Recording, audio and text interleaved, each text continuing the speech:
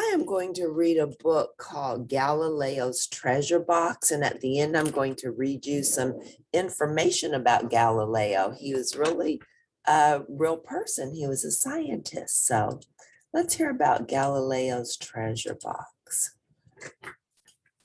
So Galileo's Treasure Box, it's written by Catherine Brighton. My name is Virginia. I'm the daughter of Galileo.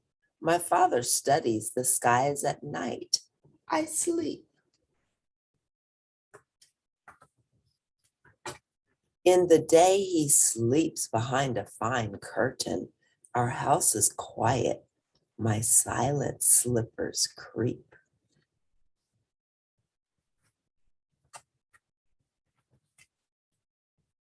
My afternoon seems long. I rustle to his study, up wide stone stairs.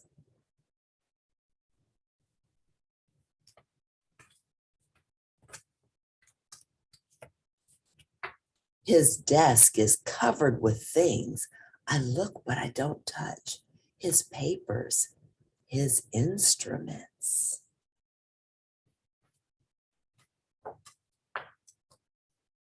There is a box. I lift the lid. I peep inside. There are 5 things in the box.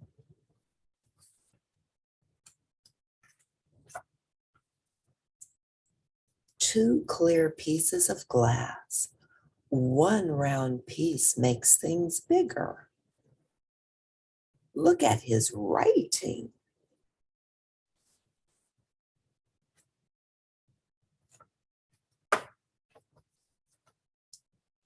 I hold the first piece next to the second. The countryside comes toward me. I see the children in the bell tower. I see the golden oriole.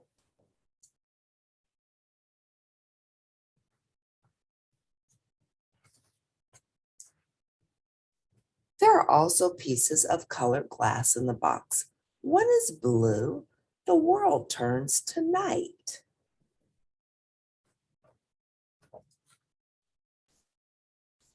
This red glass sets the world on fire.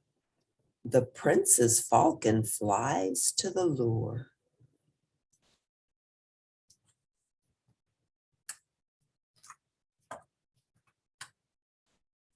Last in the box is a feather, soft and white. Why does my father keep a feather?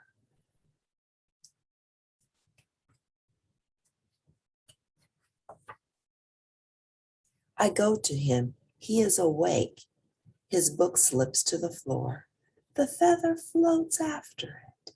He says the feather is important to his work.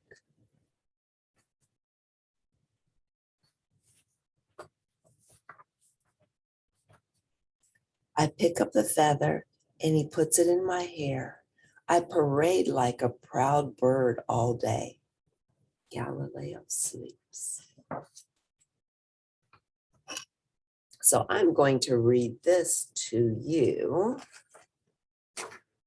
So we see more information about Galileo. Galileo was a scientist who lived 400 years ago in Italy. He tried to understand how the world worked. He was one of the first people to use a telescope. He made it by putting 2 magnifying glasses in a tube.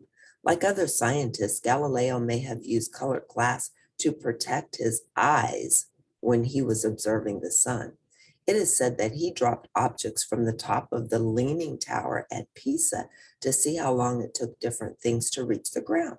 He said that if there was no air at all, a stone and a feather would take the same time to drop from the same height. When he was old, Galileo was arrested and made to stand trial. People were upset by what he said about how the world worked. It did not fit with what they believed to be true. Now we know he was telling a new truth. The earth is not the center of the universe. Virginia was Galileo's eldest child. He loved her dearly. When she was little, her mother married someone else, and Virginia lived with Galileo. It was difficult for him to be a scientist and look after his children. When she was 13, Galileo sent Virginia to live in a convent. She wrote long, caring letters to her father. She was still quite young, in her early 30s, when she died in the convent. Galileo, old and blind, died 8 years later. So I hope you like that sweet book, Galileo's Treasure Box.